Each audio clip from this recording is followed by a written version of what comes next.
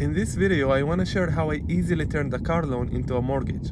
It all started back in March. I had a car accident with a deer on the highway, and as a result, my car was a total loss. I got an insurance payout around $23,000, and then I figured, you know what? Instead of buying a car at $23,000, which in most cases it's not very good cars, I figured I'll buy a more expensive car like Toyota RAV4 2025 and add $20,000 as a car loan.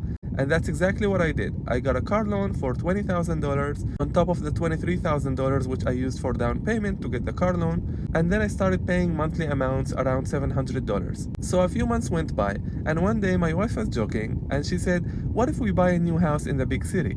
And initially it was just a joke until I got this amazing idea. I figured, what if I turn this car loan into a mortgage? So I went to another bank and I told them, listen, I have a car loan with the first bank and I'd really like to get a mortgage instead of the car loan and work with you guys instead, so it means I pay the interest to the second bank, not the first bank.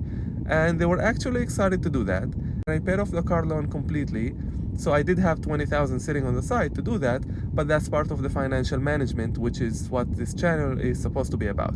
So I paid off the car loan and then I got a mortgage and I actually bought a house in the big city, like literally just like last week. So basically the position we are in now is that we pay interest on an asset that's increasing in value instead of paying interest on a car which is depreciating in value as time goes on.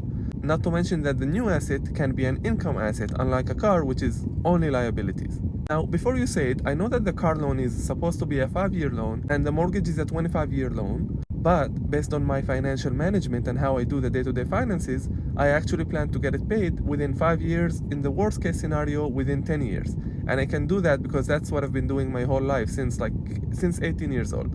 I'm 32 years old at the moment. So the moral of my story here is that it can be very easy to go one step ahead with a little bit of courage and very well-defined financial math.